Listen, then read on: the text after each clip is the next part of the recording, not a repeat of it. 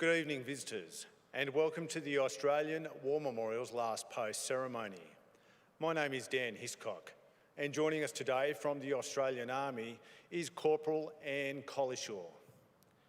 This evening we are honoured to acknowledge Major General Potenciano Kumba, Chief of Staff, Philippine Army, accompanied by Major General Chris Smith, Deputy Chief of Army Australia, and the accompanying delegation.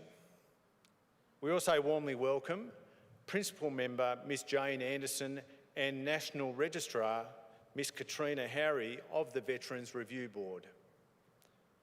As always, we welcome the veterans who are served, those still serving, and the families that love and support them. The live stream of this ceremony is made possible by the Returned and Services League of Australia and the RSL and Service Clubs Association, and we welcome members who are watching the broadcast of this ceremony across Australia. During this evening's ceremony, wreaths will be laid at the base of the pool of reflection by visitors to the memorial. Australia's Federation Guard is the tri-service ceremonial unit of the Australian Defence Force. They provide a ceremonial presence at civil and military events and during visits to Australia by foreign dignitaries. The Guard will now dismount the catafalque party from the tomb of the unknown Australian soldier.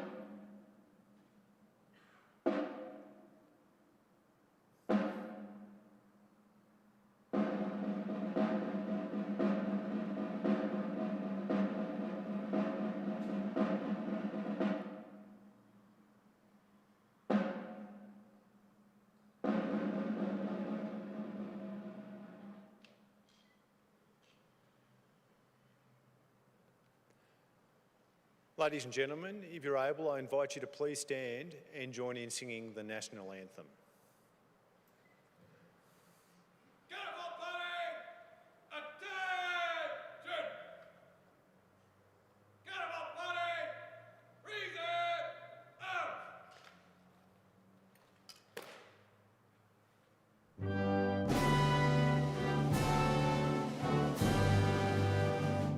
Australians, oh, let us rejoice, for we are one and free.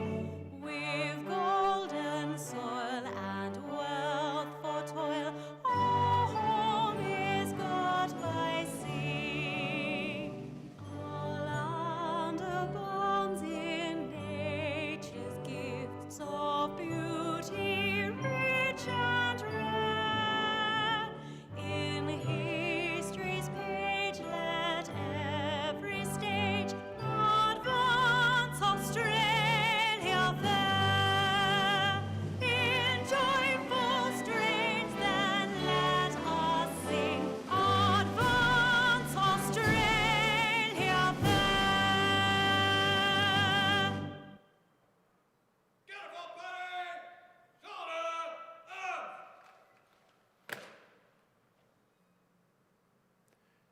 If you wish to and you're able, please be seated.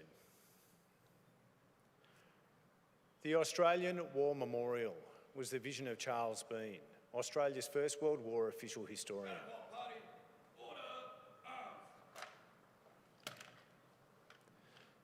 Bean landed with the Australian troops on Gallipoli and stayed with them at the front through to the end of the war. The idea of this national memorial and museum came to him at Pozières, France, in the depths of the bloody fighting of 1916. Bean's idea was that this would be a place where families and friends could mourn loved ones buried in faraway places. It would also be a place that could help all Australians understand what these men and women had endured and what they had done for us.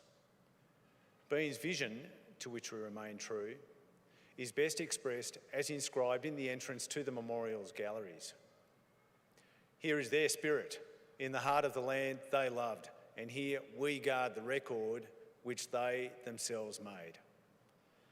Tonight, we will read the story behind just one of those on the Roll of Honour, which lists the names of more than 103,000 men and women who have given their lives for us in war and on operations for more than a century. But first, we present a lament, Flowers of the Forest. Wreaths or floral tributes will now be laid at the base of the pool of reflection.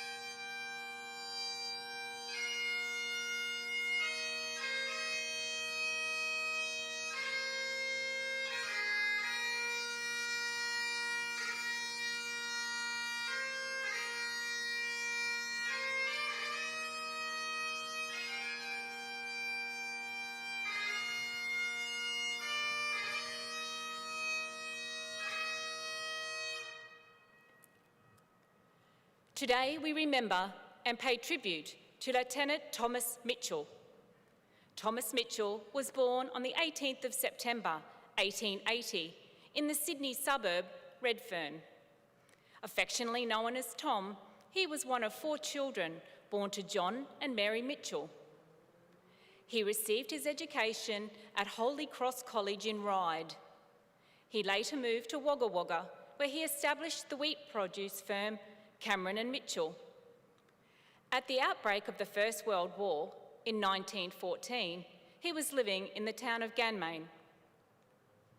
Thomas Mitchell enlisted in the Australian Imperial Force on the 23rd of September 1915. He was assigned to B Company of the 5th Battalion with the rank of private.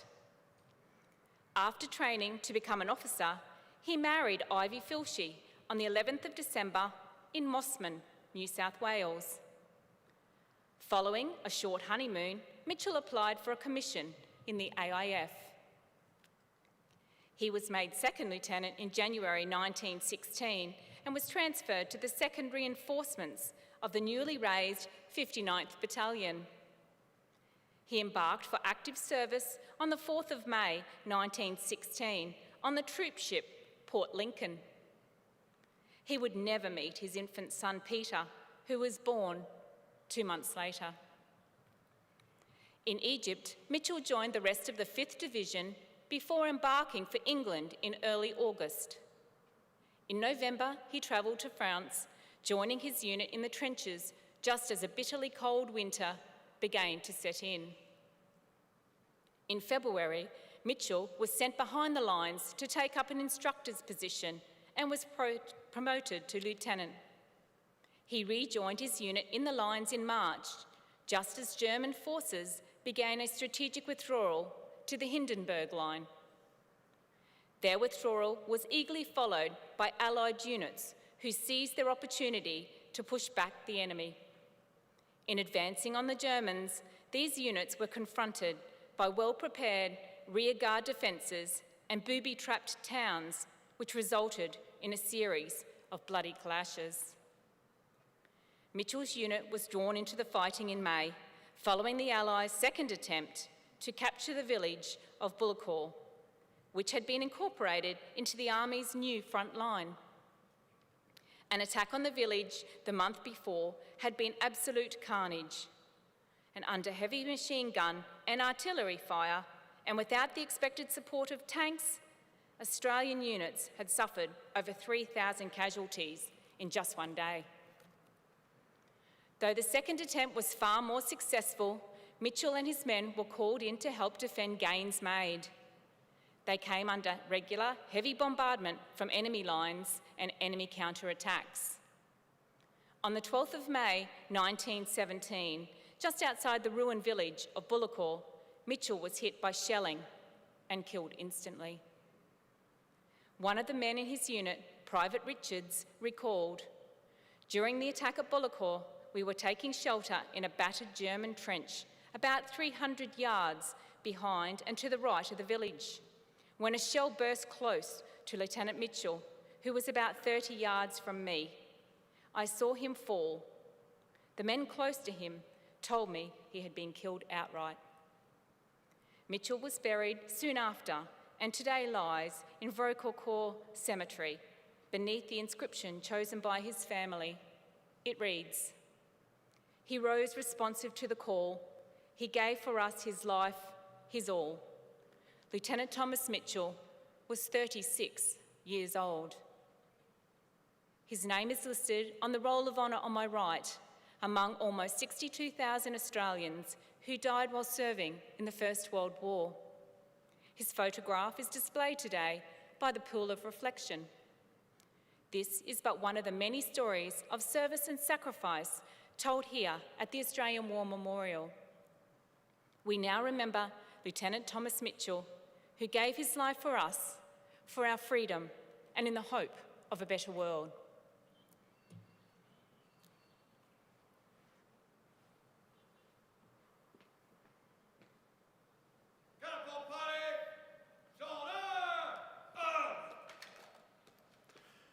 Please stand for the reading of the ode and sounding of the last post. They shall grow not old, as we that are left grow old.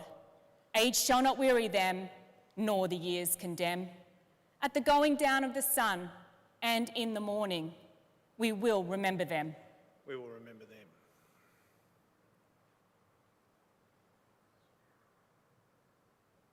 Catapult party! Reset! Arms!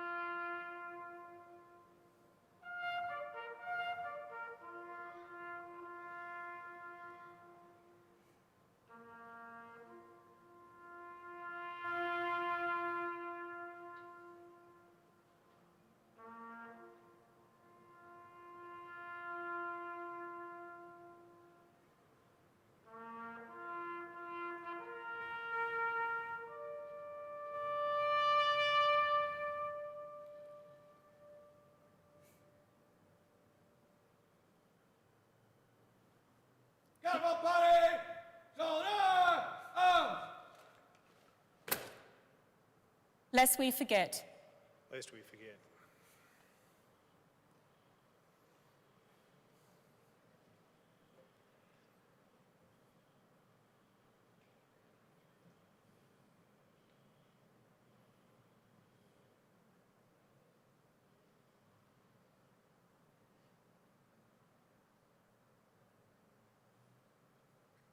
Catapult party! Inwards! Turn!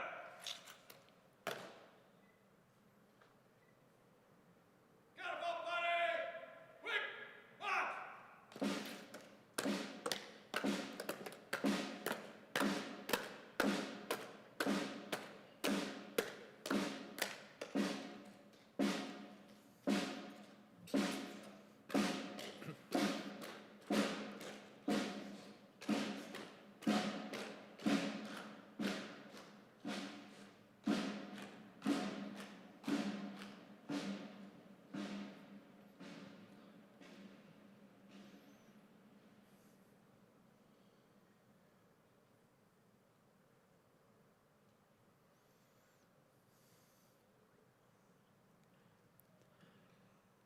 We leave you this evening with the words of the memorial's founder, Charles Bean. Many a man lying out there at Pozières or in the low scrub of Gallipoli with his poor, tired senses barely working through the fever of his brain has thought in his last moments, well, it's over, but in Australia, they will be proud of this. Ladies and gentlemen, girls and boys, that concludes the last post ceremony. On behalf of the Director, staff and volunteers, thank you for visiting the Australian War Memorial today and for your continued support during the Memorial's development project. Wish you all a very pleasant evening. Thank you.